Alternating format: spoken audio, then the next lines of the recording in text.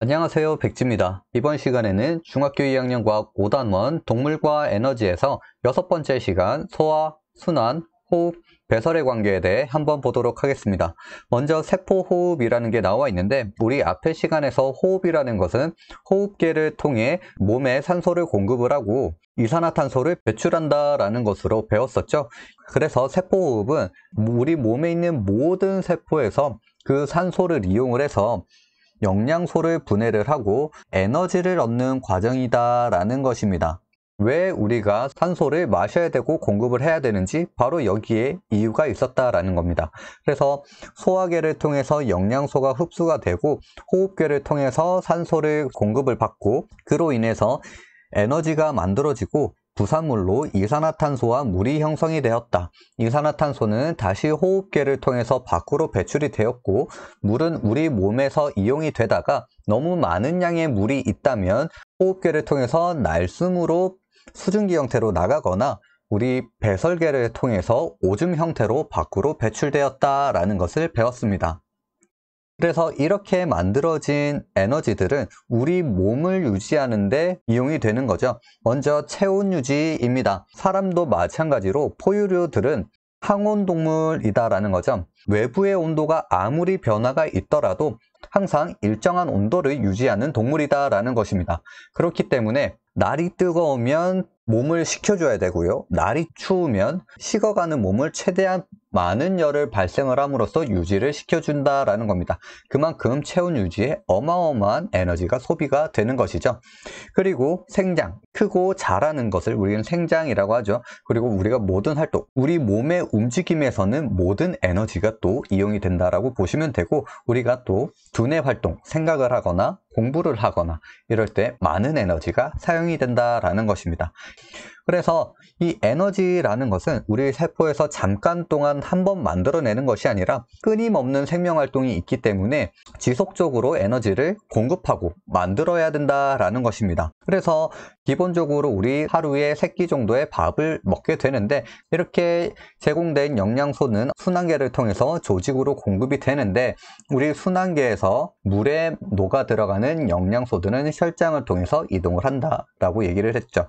그리고 산소는 호흡계를 통해서 들어온 후에 순환계를 통해서 조직으로 공급이 되는데 이때는 우리 혈구 중에 적혈구가 그 역할을 하고 있다라는 겁니다.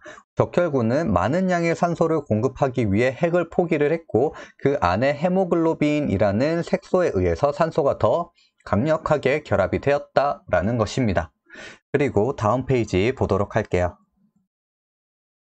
그리고 소화, 순환, 호흡, 배설의 통합적 관계입니다. 우리가 소화와 순환, 호흡, 배설을 왜 하게 되냐라고 근본적으로 생각을 해본다면 세포 호흡을 통해 만들어진 에너지를 이용을 해서 우리가 생명 활동을 하기 위해서다라는 것입니다. 그러면 세포 호흡이 정확하게 일어나려면 각 기관계들이 서로 통합적으로 작동을 해야 가능하다라는 것이죠. 세포 호흡에 필요한 영양소를 소화계에서 소화와 흡수를 하고요. 그리고 호흡계에서 기체 교환을 통해 산소를 공급을 하고 소화계와 호흡계에서 형성된 영양소와 산소를 순환계가 운반을 해서 조직으로 제공을 한다라는 겁니다. 그래서 각 세포에서 세포호흡을 통해 에너지를 만들어내고 그 에너지를 만들어내고 난 후 부산물들, 즉 노폐물들이 형성이 될 때 그 필요 없는 노폐물들을 배설계를 통해서 다시 밖으로 내보내는 역할을 한다라는 것이죠. 그래서 각 기관계가 서로 조화를 이루면서 작동을 해야 우리 몸은 건강한 상태를 유지할 수 있다라는 것입니다. 그리고 다음 페이지를 통해 좀 더 자세히 보도록 할게요. 그림을 통해 전체적인 흐름을 보도록 하겠습니다. 먼저 소화계입니다. 소화계는 음식 속의 영양소를 세포가 흡수할 수 있을 만큼 매우 작게 분해를 하고 그 분해된 영양소는 소장에서 흡수가 되고 흡수되지 않은 물질은 몸 밖으로 배출이 되는데 그때 대변 형태로 밖으로 배출된다라는 거죠. 여기서 항문은 배설계에 해당되지 않고 소화계에 포함이 되었었고 대장은 영양소를 흡수하는 곳이 아니라 음식물 찌꺼기에 있는 수분을 흡수하는 역할이었다라는 거 기억해 주시면 되겠습니다. 그리고 호흡계 보도록 할게요.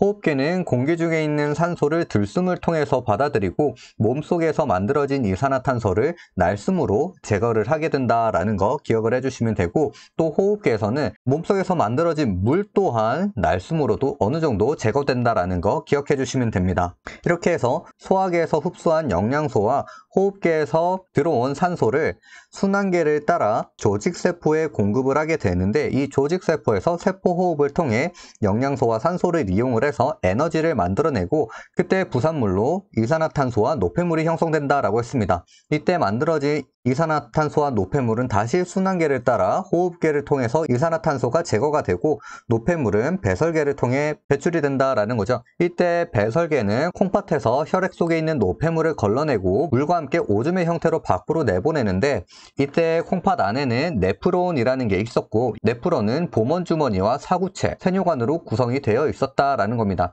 그리고 우리가 조직세포에서 세포호흡을 통해 만들어진 노폐물 중에 암모니아라는 게 있었습니다. 이 암모니아는 독성이 아주 강하기 때문에 간에서 요소 형태로 바뀐 후에 배설계를 통해 오줌으로 밖으로 배출이 되었다라는 거 기억을 해주시면 되겠습니다.